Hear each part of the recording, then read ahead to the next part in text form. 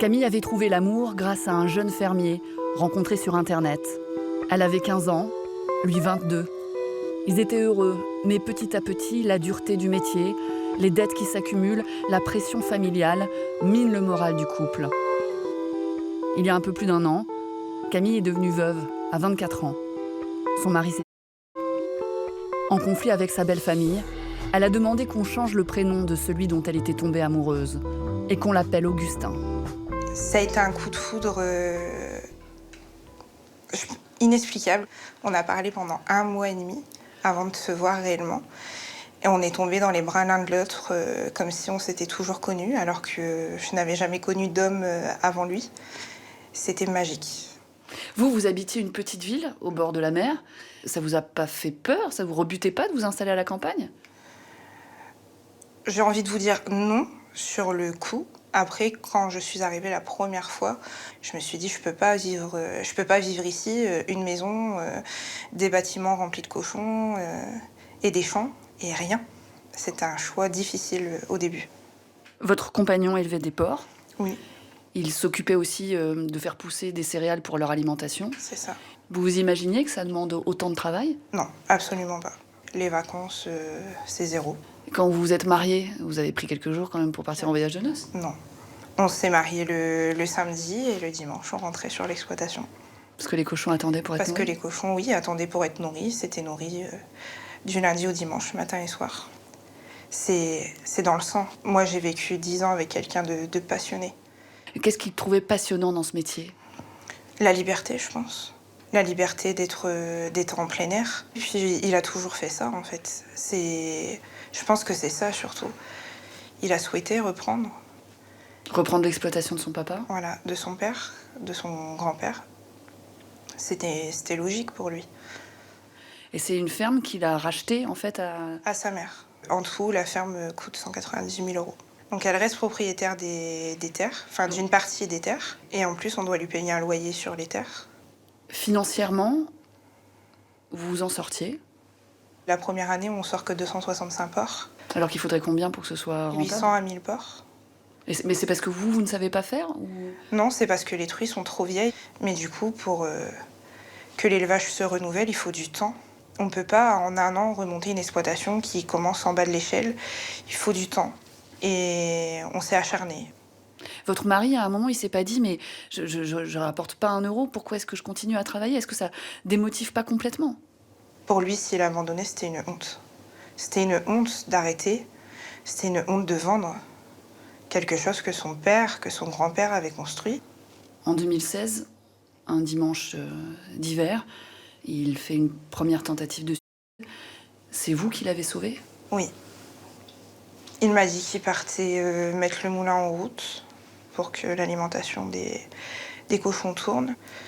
Et j'ouvre cette porte machinalement, puisque pour moi, il devait se trouver là. Et au moment où je lève ma tête, il est pendu. J'ai hurlé. Tout de suite, je l'ai surélevé. Et il a ouvert les yeux alors qu'il avait encore la corde autour du cou. Il a été pris en charge psychologiquement à ce moment-là? Il voulait absolument pas. Il voulait absolument pas. Je pense qu'il était dans le déni.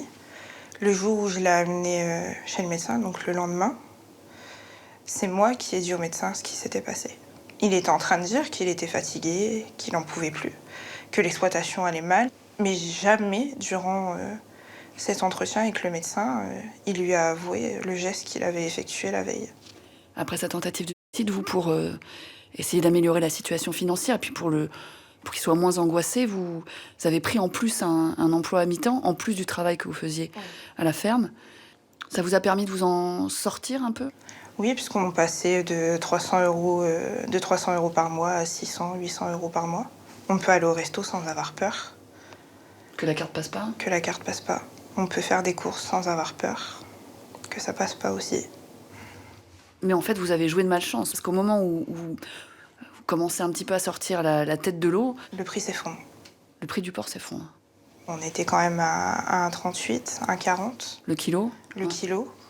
Et puis ça descend à 1,10, 1,8, puis 1 euro.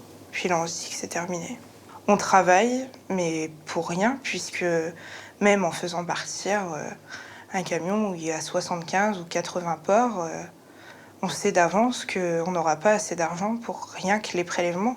Je suis désolée de dire ça, mais c'est une honte que l'éleveur soit payé à 1 euro ou 1,10 du kilo quand il fait partir son porc à l'abattoir et que le consommateur va au supermarché acheter de la viande à 8 euros du kilo. Où passe l'argent? Je sais pas. Mais c'est plus possible. C'est vous qui vous occupez à ce moment-là des finances? Votre Oui. mari, vous essayez de le préserver? Je lui cache les comptes bancaires.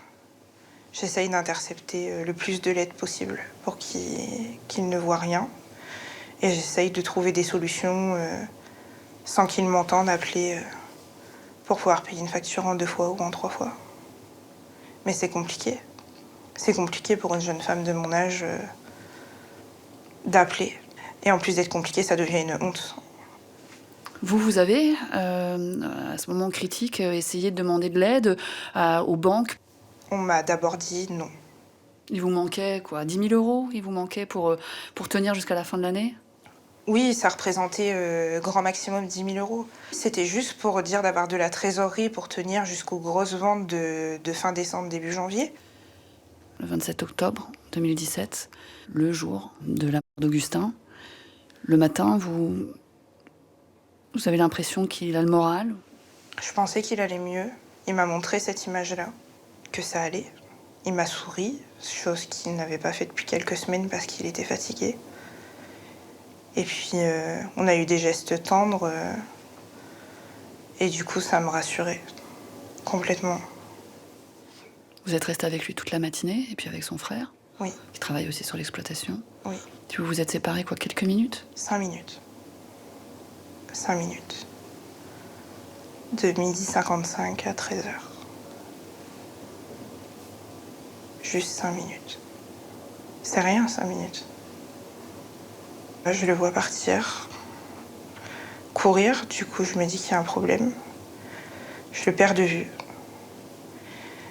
Et je vois son frère. Donc, on se met à chercher dans tous les bâtiments. Je lui dis que non, je ne l'ai pas trouvé, mais que je vais refaire sonner son téléphone. Et j'entends son téléphone sonner dans un grenier où j'étais jamais montée parce que l'escalier était trop dangereux. Au bout de 2 marches, j'entends son petit frère crier. Et j'ai compris. Il est... Je l'ai compris. Donc, je suis dans une bulle, en fait. Je pleure pas, mais je crie. Ils l'ont tué. Les banques. Les banques, certaines coopératives qui accompagnent pas les agriculteurs. Et à 31 ans, c'est pas normal d'avoir envie de faire ce geste-là. Et d'en finir avec la vie. Je trouve pas ça logique. On n'a pas le droit de parce qu'on n'en peut plus de son métier, parce qu'on se sent mal. Et de laisser une femme de 24 ans. Vous arrivez à savoir précisément aujourd'hui pourquoi il s'est suicidé? Parce que souvent les causes, elles sont multiples. Il vous a pas laissé de mots, de signes? Il y avait juste une photo de lui et moi sous son oreiller avec un mot de lui. Quand il l'a écrit, je peux pas vous dire. Qu'est-ce qu'il avait écrit? Profite de la vie, je t'aimerai toujours. Il vous demande de vivre? Oui. Mais je survis. Je vis pas. C'est... Il y a la moitié de moi qui est partie. On était fusionnels et du coup, c'est... Voilà. C'est compliqué. Je le cherche tous les jours. Vous avez pu partager avec d'autres familles endeuillées? Ça reste tabou. Aujourd'hui, j'ai parlé à personne qui est dans le même cas que moi. Parce que les gens ne veulent pas en parler? Ils veulent pas en parler puisque personne n'en parle. Mais pourquoi personne n'en parle? Parce qu'il faut pas le dire. Dans leur tête, c'est un aveu d'échec, un synonyme de honte dans le monde agricole, de Oui. faire état comme ça d'un... Oui, Qu'est-ce que vous voulez dire aujourd'hui au monde agricole? il faut parler. Parce qu'il y en a eu beaucoup avant lui. Il y en a eu beaucoup après lui. Et il y a beaucoup de femmes et d'hommes dans mon cas